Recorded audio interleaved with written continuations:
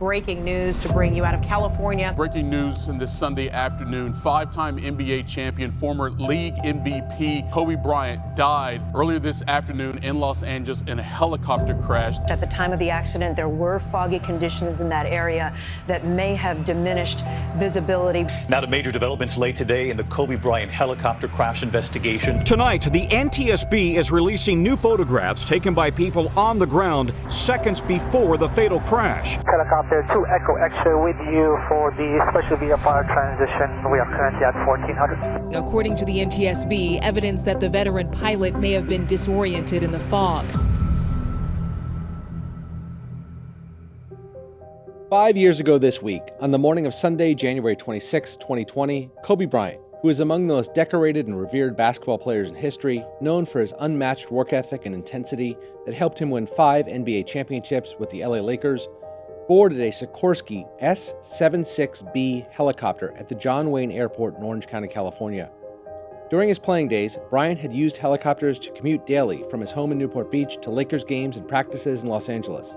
And after his 2016 retirement, he continued to use them to travel to and from various other commitments around LA. On this morning, Bryant was to travel with his 13-year-old daughter, Gianna, herself a decorated youth basketball player, and 7 others, including friends, Gianna's teammates, and a coach, to a youth basketball game at Bryant's Mamba Sports Academy in Thousand Oaks, approximately 80 miles away. The pilot was Era Zobian, an exceptionally experienced helicopter pilot who, the FAA would later report, had logged over 8,200 flight hours, including over 1,200 hours in the same model of Sikorsky. Zobian made his living training amateur pilots, Kobe Bryant among them, and by shuttling Bryant and other high-profile clients around Southern California. The weather in Newport Beach that morning was cloudy and moderate fog partially shrouded the surrounding area. But this was nothing out of the ordinary for coastal California in January, and was not a cause for concern for an experienced pilot like Zobian. The helicopter took off without incident at 9:06 a.m. and rose to its flying altitude of approximately 4,000 feet for the 45-minute journey to Camarillo, which was just a short distance from Bryant's basketball academy. Zobian flew under what the FAA refers to as visual flight rules, an aviation term indicating that the weather is sufficiently clear to allow the pilot to operate the aircraft without instrumentation and with visual reference to the ground and other obstructions. Zobian's typical flight path would have taken the group north along the Interstate 5 corridor and then due west over the Santa Monica Mountains to the coast. But dense fog veiled the mountain peaks, and air traffic control directed Zobian to instead continue to track the 5 freeway north through downtown LA to the northern suburb of Glendale, where he could then turn west and follow the paths of the westbound freeways to his destination. Tracking freeways in this way is a common practice for helicopter pilots as a means to keep their bearings and avoid low-altitude obstructions like trees and power lines. As Zobian made the westerly turn, dense fog closed in on the helicopter from all sides, severely limiting visibility. So, at about 9:39 a.m., 33 minutes after takeoff, Zobian requested and received permission from air traffic control to descend to 1,400 feet, much lower than usual, but necessary to allow him to keep visual contact with the freeway below. 3 minutes later, however, at 9:42, Zobian was advised that at such low altitude he would soon lose radar coverage, which would prevent him from being able to detect other aircraft. And so, at 9:44, Zobian advised air traffic control he wished to climb above the cloud cover to his original altitude of 4,000 feet. But knowing he would have to fly through dense fog and clouds during his ascent, Zobian requested assistance from something called flight following, a tracking service often used in severe weather that provides pilots with continuous verbal updates on nearby air traffic. That permission was granted, and at 9:45, Zobian, in communication with air traffic control, verbally confirmed his intent to climb to 4,000 feet, where he would level out above the cloud line. That was Zobian's final transmission. Over the next 36 seconds, Zobian caused the helicopter to enter a steep climb through the extremely dense fog, but, for reasons that will never be fully understood, he stopped the helicopter ascent at just 2,400 feet, well below the 4,000-foot level for which he'd requested authorization. Now, almost completely sightless in the fog, Zobian held his altitude for 8 long seconds. Suddenly, Zobian, tragically, banked down and to the right in a hard descent, quickly increasing his speed. A few seconds later, the helicopter, now traveling at over 180 miles per hour at an elevation of about 1,000 feet, slammed into the mountainside. All 9 people on board the helicopter, including Kobe and Gianna Bryant, their friends John and Carrie Altobelli and their daughter Alyssa, Sarah Chester and her daughter Peyton, basketball coach Christina Mauser and the pilot, Era Zobian, were killed on impact. I'm Jason Beckerman. I'm Derek Kaufman. This is Last Days, Kobe Bryant.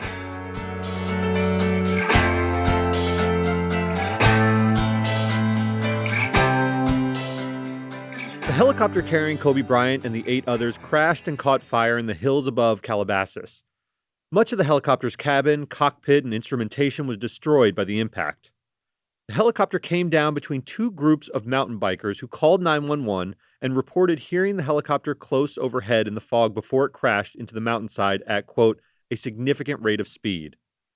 The impact left a 360-square-foot crater on the side of the mountain and scattered debris across an area over 600 feet, and also ignited a brush fire. First responders arrived quickly, but the steep terrain required them to either hike or be repelled from a helicopter to the site, during which time the fire spread and charred much of the wreckage. LA from Willow IC with an update.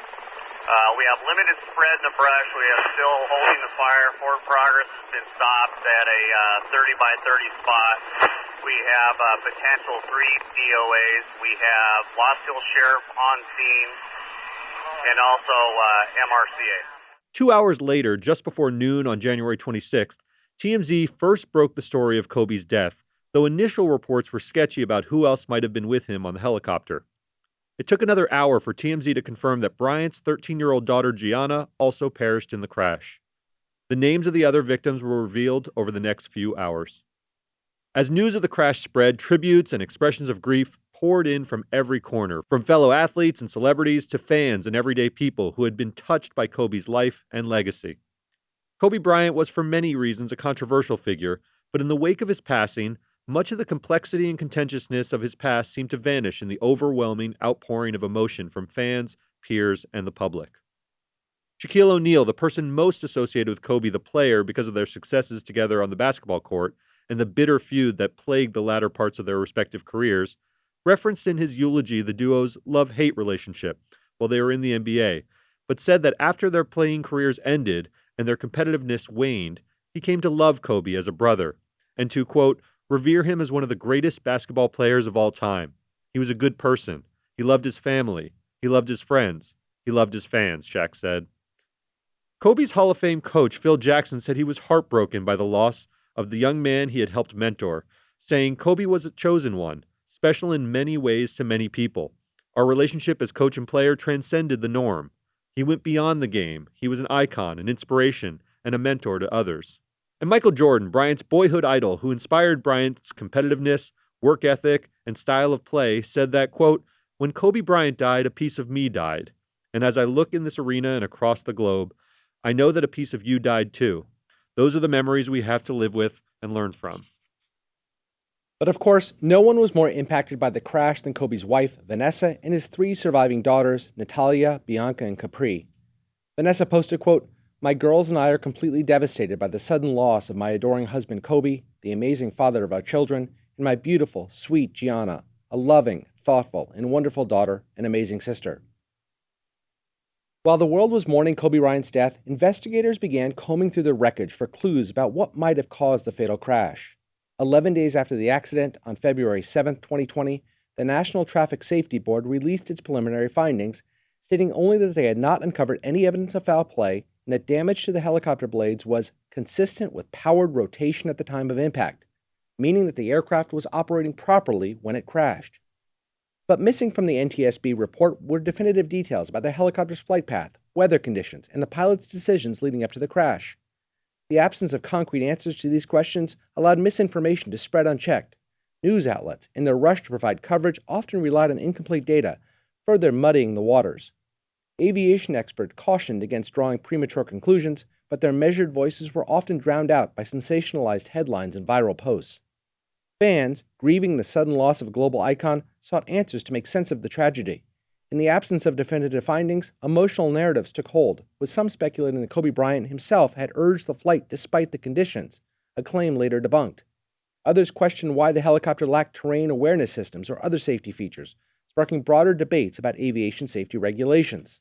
Jason, we remember this very well. Yep. When we broke this story, it was a very big deal, and I remember the feeling of confusion. Kobe Bryant was very, very well known to use this helicopter all over the city. If you lived in LA, he was known to take it to practice during his playing days. Afterwards, he would fly this helicopter to his sport camps, and the Mamba Academy was a big deal if you were a local resident. And it was astonishing because it was foggy. We didn't know who was in the helicopter exactly. We knew that Kobe had perished. We later learned that Gianna.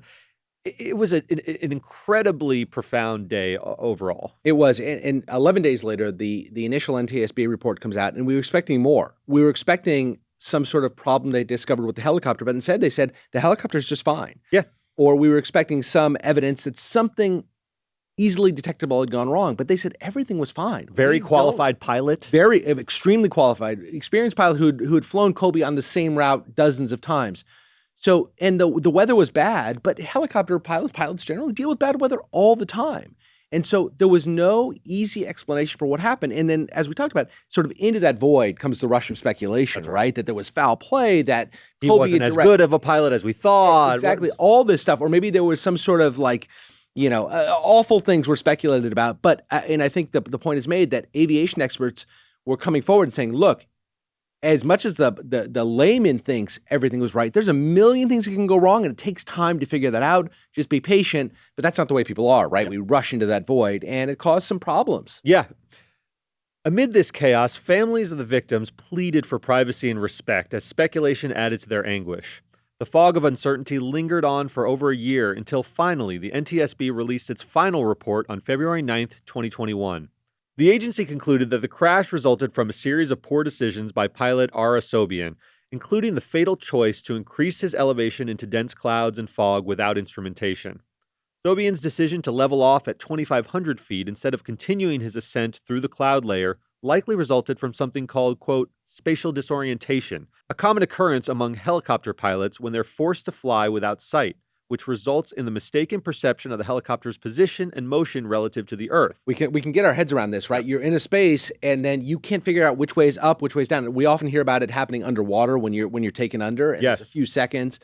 But some people, you learn, swim deeper. They don't know which way is up, exactly, and they need to get to the surface. You hear this. And so he's in these clouds he cannot see, and spatial disorientation takes over. Yeah, the banking that you described earlier, where he banks into the mountain, indicates that he didn't know which way was up, because up was safety, right? Above the mountains and above the cloud layer would have saved their lives, but he was very disoriented at these moments.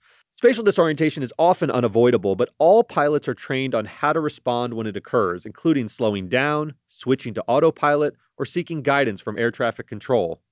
Unfortunately, Sobian did not choose any of these options. Instead, trapped in the fog and unable to see more than a few feet in front of him, Sobian accelerated in the mistaken belief that he was gaining altitude when in fact the opposite was true. The NTSB further speculated on two other contributing causes to the crash. First, Sobian may have felt pressure to appear in control to his star passenger and his guests. So instead of slowing the aircraft when he became disoriented or asking for help from air traffic control, he gunned it in what he thought was the right direction. Second, Sobian may have felt what is known in the aviation industry as continuation bias, an unconscious tendency among pilots to stick with the original plan despite changing conditions. Thus, instead of acknowledging the danger in which he was putting himself and his passengers and abandoning the flight path much earlier, he continued forward despite the risk.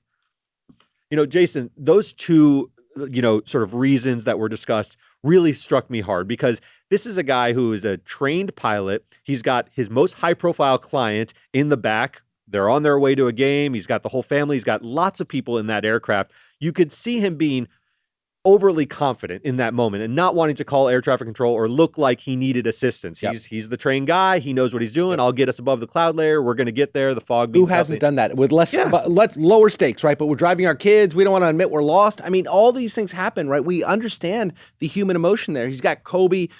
Who knows what kind, I'm sure they had a great relationship, but he's got Kobe there. He doesn't want to be embarrassed in front of all these people. And you don't want to cause panic either. Right. You want calmness in your cabin. If you look like you're out of control, people in the cabin could start to panic, and it could snowball. But I could see him when he's caught in the clouds going, folks, this is a situation we call, spatial disorientation here. Right. We just, he probably doesn't want to do that, but there's a way to call and say, air traffic control, need a little assistance getting in the right direction here. Just want to make sure everybody's safe.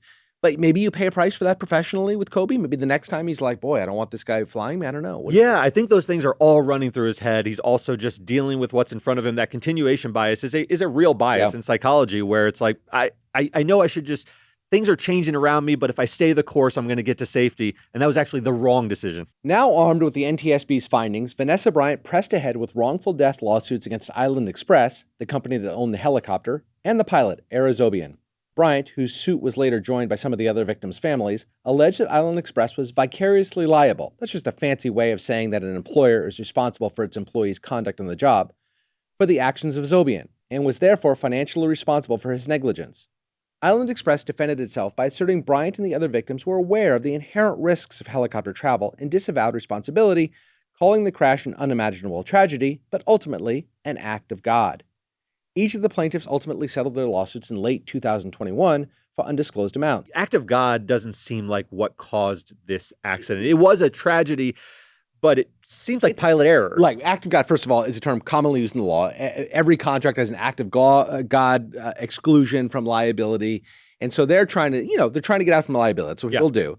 And so they're saying, like, this was dense, unanticipated fog. And that kind of fog was too much for a pilot like this. And that's just an inherent risk of helicopter travel. That's right. And so that's the act of God they're claiming. It's hard not to think of JFK Jr. in his flight when he also got spatially disoriented. But in that case, that was an inexperienced pilot. So it was easier to say he shouldn't have been on that flight at the controls when it was foggy weather. It's hard to say that with Arazobian, who had logged over 8,000 hours. He knew how to fly. In this kind of fog, for folks who grew up in Southern California or live here, this is not uncommon. It happens. We get this kind of dense, it's called marine layer fog, right? It burns off in the afternoon, but in the mornings, it can be incredibly thick. So to your point, it's not like his first time dealing with this. And you know what?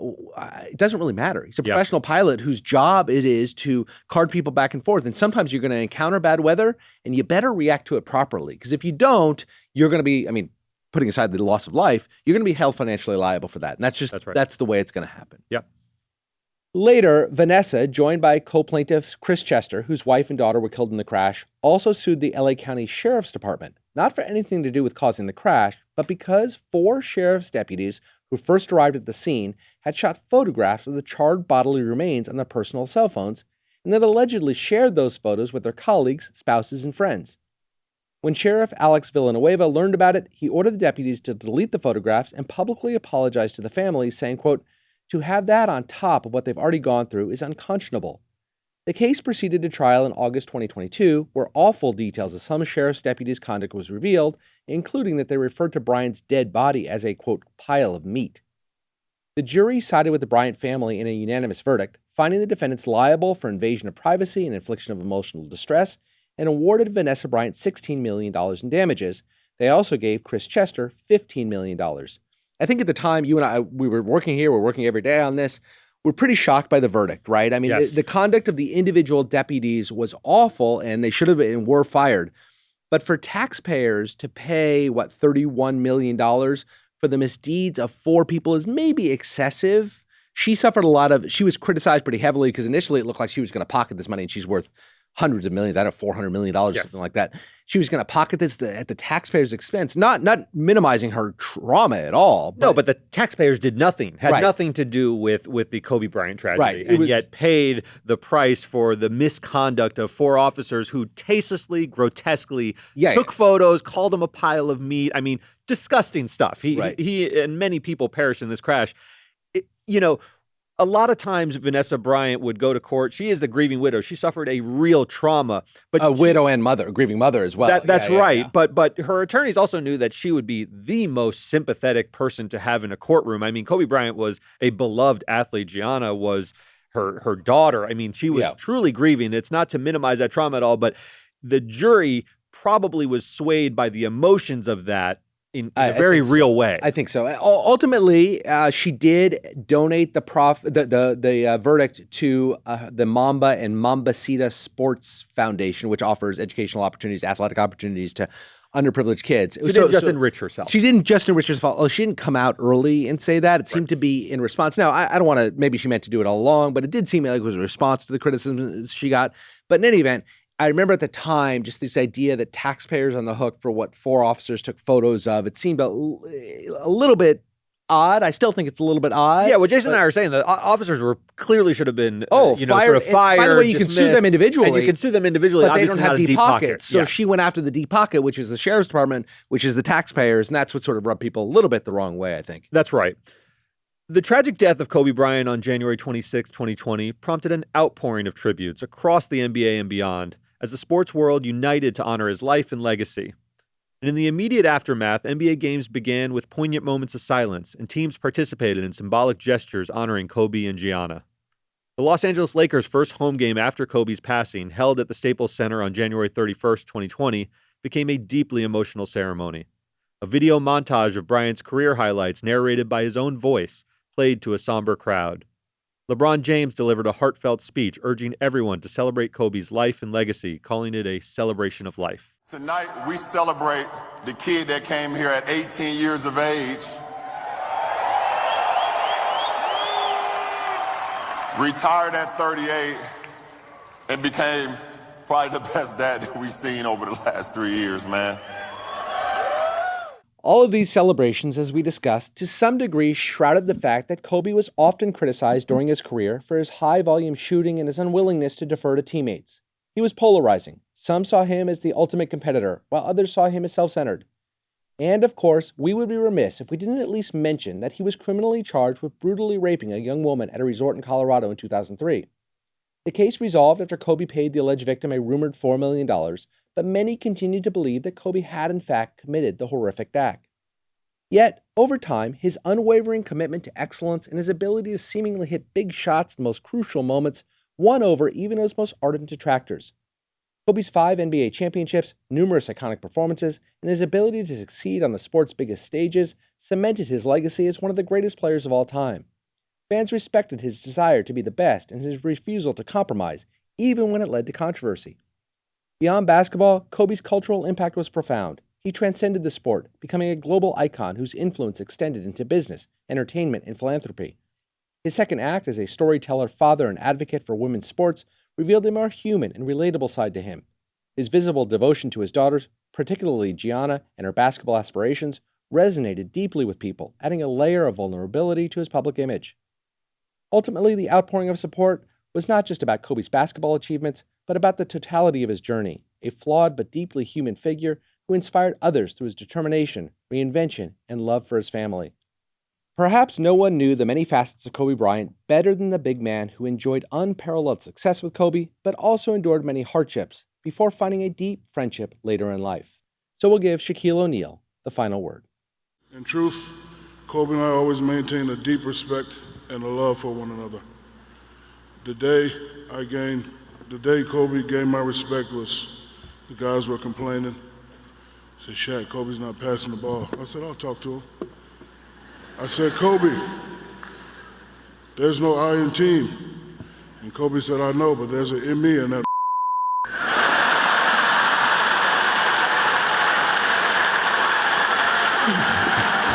So